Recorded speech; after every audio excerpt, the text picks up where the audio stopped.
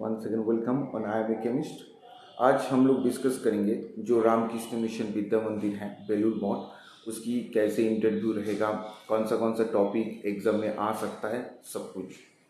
तो ये जो इंटरव्यू है ये मेन कैंपस बेलूर मठ में कंडक्ट किया जाएगा, ठीक है। और मुझे इसके बारे में बहुत अच्छे से पता है क्योंकि मैंने भी इस इंटरव्यू को अपेयर किया था और मेरा रैंक सेकेंड आया था।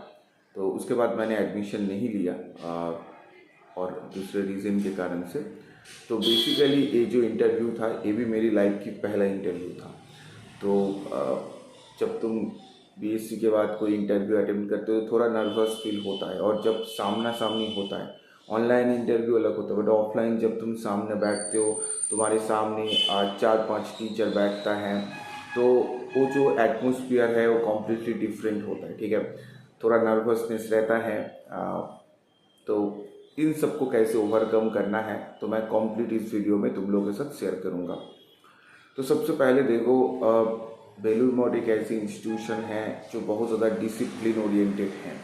तो जब तुम इंटरव्यू देने जा रहे हो तो सबसे पहले तुम्हें फॉर्मल पहन के जाना चाहिए, ठीक है। मैंने जब इंटरव्यू देने गया तो मैंने देखा बहुत सारे बच्चे कैजुअली आ गया है, कोई भी टी शर्ट, कोई भी मतलब कुछ भी पहन के आ चुका है। मैं सजेस्ट करूंगा, अगर तुम एक ऐसे डिसिप्लिन इंस्टीट्यूशन में जा रहे हो तो तुम्हें तुम्हारे जो ड्रेस कोड है वो भी एक डिसिप्लिन होना चाहिए, ठीक है। तो फॉर्मल पहनो, शर्ट पहन के जाओ, ठीक है। ये अच्छा इंप्रेशन डालता है, ठीक है। क्योंकि देखो ये जो इंस्टीट्यूशन है एक डिसिप्लिन इंस्टीट्यूशन है। अगर कोई एक रैंडम जाता है बहुत ज़्यादा डिसिप्लिन ओरिएंट नहीं होकर, तो उनको क्या लगेगा, जो ये जो बच्चा है इस एटमॉस्फेयर में अगर बाद में फ्यूचर में प्रॉब्लम होगा तो वो क्विट करके चले जा सकता है। तो उन लोग ऐसे स्टूडेंट को ही हायर करेगा जो थोड़ा ओबीडियंट हो, ठीक है, डिसिप्लिन हो। तो अपना ड्रेस कोड को ऐसे मेंटेन करो डिसिप्लिन वे से, ठीक है। तो ये तो क्या ड्रेस कोड के ऊपर। तो अभी देखो, जब तुम इंटरव्यू देने जाओगे बहुत सारे बच्चे आएगा, ठीक है। 2 दिन इंटरव्यू होगा। मेरा फर्स्ट दिन इंटरव्यू हुआ था बट ये 2 दिन चलता है। तो इंटरव्यू में तुम जब जाओगे तो तुम्हें पहले एक रूम में बिठाया जाएगा, ठीक है। उसके बाद तुम्हें एक एक करके बुलाया जाएगा, ठीक है। और जब तुम्हें बुलाया जाएगा तो तुम हमेशा एक बात को ऑब्जर्व करना, जो हर बच्चे जब इंटरव्यू दे रहा है तो कितने मिनट वो इंटरव्यू रूम में हैं, इस बात को हमेशा नोटिस करना। क्योंकि जो बच्चे जितने ज़्यादा टाइम इंटरव्यू रूम में रहेगा उसका सिलेक्शन होने की पॉसिबिलिटी उतना ज़्यादा रहेगा। बहुत सारे बच्चे को देखना 5 मिनट में इंटरव्यू हो जाएगा। मेरा कुछ 30 मिनट के आसपास इंटरव्यू हुआ था, बहुत सारे बच्चे का 10 मिनट में भी हो गया। तो जिसका जल्दी ख़त्म हो रहा है इंटरव्यू, अगर तुम देख रहे हो तुम्हारी इंटरव्यू 5 मिनट में ख़त्म हो रहा है तो तुम्हारी सिलेक्शन पॉसिबिलिटी भी बहुत कम है। जितना ज़्यादा तुम इंटरव्यू रूम में स्पेंड करोगे, इसका मतलब टीचर तुम्हें उतना ज़्यादा चेक कर रहा है, ठीक है। मतलब तुम्हें सिलेक्शन होने की चांसेस भी बहुत ज़्यादा है। तो ये तो गया इंटरव्यू की बात, स्ट्रैटेजी की। तो अभी बात आती है हमारा क्वेश्चन आंसर की। तो देखो, क्वेश्चन आंसर मुझे जो पहले क्वेश्चन किया गया था केमिस्ट्री की, that is the plane polarized light, ठीक है। और मतलब 4-5 टीचर सामने बैठा था, 5 टीचर सामने बैठा था। तो मैं जब पहला क्वेश्चन किया था मैं थोड़ा नर्वस हो गया और मैं इधर उधर, मतलब क्वेश्चन मुझे आंसर पता है बट ठीक मैं बोल नहीं पा रहा हूँ, मतलब मैं इतना ज़्यादा नर्वस हो गया, ठीक है। तो मतलब मैं सर में हाथ रख कर बैठ गया, मतलब सोच रहा हूँ क्या करूँ। मतलब उन लोगों को भी समझ आ गया जो मैं नर्वस हो गया हूँ। उन लोग बोला चलो तुम पानी पी लो थोड़ा, तो मैं थोड़ा पानी पी लिया। तो उसके बाद बोला तुम टेंशन मत करो, धीरे से बताओ। और लोग बहुत ज़्यादा मतलब अच्छे टीचर था और बहुत ज़्यादा हेल्प भी कर रहा था, जो चलो तुम मतलब तुम्हारे कंफर्ट जोन में रहो, ठीक है, ज़्यादा प्रेशर लेने की ज़रूरत नहीं है।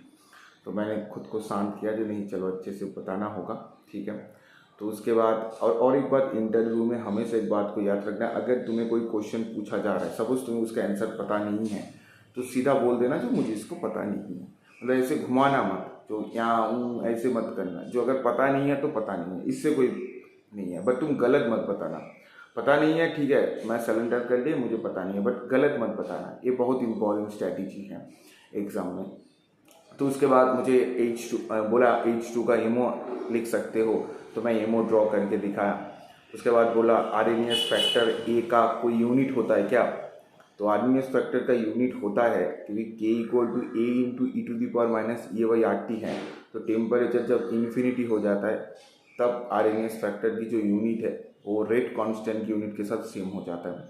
ठीक है, तो इस तरह के क्वेश्चन पूछा। उसके बाद बोला जो बोराजीन और बेंजीन के अंदर कौन ज़्यादा रिएक्टिव होगा। ठीक है, या थार्मोडायनामिक का थार्ट लॉ बताओ, थार्ट लॉ क्या था। और उसके बाद मुझे पूछा गया है जो एनएमआर स्पेक्ट्रोस्कोपी से एक स्ट्रक्चर दिया था, बोला इसकी कितनी सिग्नल होगा बताओ। ठीक है, तो स्पेक्ट्रोस्कोपी रिलेटेड क्वेश्चन तुम्हें पूछा जाएगा। ठीक है, उसके बाद तुम्हें बोला जो ग्लूकोज और फ्रुक्टोज को कैसे डिस्टिंग्विश करोगे। जैसे हमारा पता है ना, ब्रोमीन वाटर देते हैं तो ग्लूकोज से ग्लूकोनिक एसिड हो जाता है। मैंने वो एक ही क्वेश्चन प्लेन प्रोडाइज का नहीं कर पाया था, उसके बीच में मुझे और एक क्वेश्चन किया गया था। मुझे उस क्वेश्चन याद नहीं है अभी, बहुत दिन पहली बात है 5 साल की, तो बट वो एक क्वेश्चन मुझे याद है, मुझे पूछा गया था, मैं पता नहीं था, मैंने उसको बोल दिया था जैसे मैं ये नहीं कर पाऊँगा। ठीक है, तो जो भी नहीं कर पाओगे हमेशा ऑनेस्टी रखना अपने अंदर, जो हाँ ये मैं नहीं कर पाऊँगा, मतलब ऐसे कुछ भी बता दिया ऐसे मत करना। ये हमेशा इंटरव्यू की स्ट्रेटजी होना चाहिए। जो पता नहीं है ठीक है, पता नहीं है, इसमें कोई ख़राब नहीं है, तुम्हें पता नहीं भी हो सकता है, बट गलत मत बताओ। तो जो क्वेश्चन है एकदम बेसिक लेवल में पूछा जाएगा, ऐसे नहीं जो बहुत ज़्यादा एडवांस। हाँ, कुछ क्वेश्चन थोड़ा कॉन्सेप्चुअल पूछा जाएगा, उनको थोड़ा अच्छे से करना है, पेन पेपर दोनों का इस्तेमाल करना पड़ेगा। ठीक है, और लैंग्वेज जो है वो अपना कंफर्ट जोन, तुम बंगाली में ही बोल सकते हो, तुम्हारे जो कंफर्ट जोन लैंग्वेज है, लैंग्वेज के भी कोई बैरियर नहीं है। ठीक है, और ओबीडियंट रहना, डिसेंट रहना, जो एकदम थोड़ा खुद को हमेशा शांत रखना, मतलब इंटरव्यू में ऐसे पजल मत हो जाना। जैसे मैं फर्स्ट क्वेश्चन में थोड़ा पजल हो गया था। ठीक है, तो क्योंकि पहली बार जब तुम इंटरव्यू फेस करने जाते हो थोड़ा नर्वस फील हो जाता है। ठीक है, और मैं भी थोड़ा नर्वस हो गया था। तो उसके बाद जब लिस्ट आउट हुआ देखा तो 50 में हो रहा था भाईवा, तो जो हाईएस्ट जो इसको मिला था 32, आई थिंक वो बेलूर मठ का। और एक बात जो है, बेलूर मठ का जो स्टूडेंट्स है वो तुम्हारे साथ ही भाईवा देगा। ठीक है, मतलब बेलूर मठ में जो बीएससी पढ़ रहा है ना, वो भी स्टूडेंट तुम्हारे साथ भाईवा देगा। ठीक है, तो उनका अलग से एक सीट रिजर्व होता है। ठीक है, तो उन सारे बच्चे भी तुम्हारा कॉम्पिटिटर है। तो मुझे याद है जो टॉप किया था वो बेलूर मठ का ही एक स्टूडेंट किया था, उसकी बीएससी का स्टूडेंट, उसको 32 मिला था, और सेकेंड मेरा हुआ था 30 मिला था। तो और इस बात को हमेशा याद रखना, जो भी तुम्हें पूछा जाएगा, ठीक है, उसको जितने चाहो तुम्हारे कंफर्ट जोन में रखना। मतलब सपोज तुम्हें जब पूछा जाएगा, तुम्हें मुझे पूछा गया जो तुम्हारे क्या अच्छा लगता है, ऑर्गेनिक इनऑर्गेनिक फिजिकल, तो मैंने ऑर्गेनिक ही बताया था। तो ऑर्गेनिक का बहुत सारे रिएक्शन में, जैसे राइमट-टिमन का इंटरमीडिएट क्या होता है। ठीक है, इस तरह के क्वेश्चन, या इंटरमीडिएट को ट्रैप कैसे किया जाता है, इस तरीके की बेसिक क्वेश्चन पूछा गया था। तो बहुत ही इजी लेवल का ही है। मुझे अभी इजी लग रहा है, उस टाइम थोड़ा डिफिकल्ट लगा था, उस टाइम मतलब जब मैं बीएससी में था। तो बट ओवरऑल अच्छा ही होगा। ठीक है, तो तुम लोगों को अगर कुछ भी जानना है तो कमेंट सेक्शन में बताओ, और डेफिनेटली तुम सबका ज़रूर हेल्प होगा इस जो मैंने शेयर किया अपना इंटरव्यू। और एक बात, जो इंटरव्यू होगा उसके पहले एक लिस्ट आउट करता है, मतलब कि कौन सा बच्चे को सिलेक्ट किया जाता है इंटरव्यू के लिए, तो उनको बुलाया जाता है, उनके बाद इंटरव्यू होता है। ठीक है, मतलब ऐसे नहीं जो सारे बच्चों को इंटरव्यू के लिए बुलाएगा, जो फॉर्म फिल करेगा पहले शॉर्ट लिस्ट किया जाएगा, और जिस बच्चे को जिस दिन जिस स्लॉट में रखा जाएगा तब उस हिसाब से इंटरव्यू होगा। और एक बात मैं शेयर करूँ इंटरव्यू का, बहुत इंपॉर्टेंट था। मैं इतना ज़्यादा नर्वस हुआ था, तो उन लोगों का एक पेन दिया था मुझे, मतलब लिखने के लिए। तो मैं इतना नर्वस था ना एग्ज़ाम में, उस पेन को लेकर चले आया था।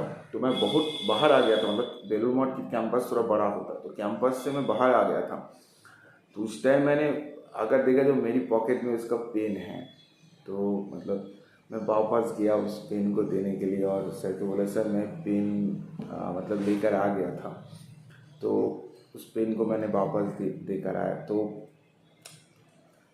ये जस्ट एक इंसिडेंट था, मैंने जस्ट शेयर किया। जो हमेशा उन लोगों के सामने तुम्हें एक ऑनेस्टी मेजर करना है, जो तुम एक ऑनेस्ट इंसान हो, और हमेशा अपने जो सब्जेक्ट की जो प्यार है इसको उनके सामने शो करना है, जो तुम सब्जेक्ट में बहुत ज़्यादा पैशनेट हो। इंटरव्यू में इस बात को हमेशा मेंशन करना, जो तुम काम करते हो उसके ऊपर तुम बहुत ज़्यादा पैशनेट हो। जैसे अभी तुम्हारा काम है केमिस्ट्री पढ़ना, ठीक है, तो इनके ऊपर बहुत ज़्यादा पैशनेट हो। और प्रैक्टिकल केमिस्ट्री को थोड़ा देख के जाना, फ्लेम टेस्ट वगैरह जो भी है, प्रैक्टिकल से भी बहुत सारे क्वेश्चंस किया जाता है, ठीक है। तो ओवरऑल तुम बेसिक ही क्वेश्चन आएगा, इसे बहुत ज़्यादा हार्ड टफ नहीं आएगा, तो इनके लिए अलग कुछ पढ़ना नहीं है। हाँ, 11-12 की जो बुक है उसको एक बार कंप्लीट रिविजन कर सकते हो, वहाँ से एक दो क्वेश्चन आ सकता है बेसिक लेवल में, तो उनको एक बार रिविजन कर सकते हो, तो अच्छा ही होगा एग्ज़ाम। ओके, चलो ऑल द बेस्ट, मिलते हैं तुम्हारे रिज़ल्ट के बाद। डेफिनेटली तुम्हारे जो सिलेक्शन है वो बताना ज़रूर इस कमेंट बॉक्स में आकर, मैं वेट करूँगा तुम सबका। और बहुत सारे बच्चे मेरा ऑलरेडी वहाँ पे हैं और बेलूर मठ में हैं, डेफिनेटली तुम लोग उनके साथ मुलाकात होगा। और कोई भी इशू है तो मुझे बताना कमेंट सेक्शन में, मैं ज़रूर उसका रिप्लाई करूँगा। ओके, तो ऑल द बेस्ट।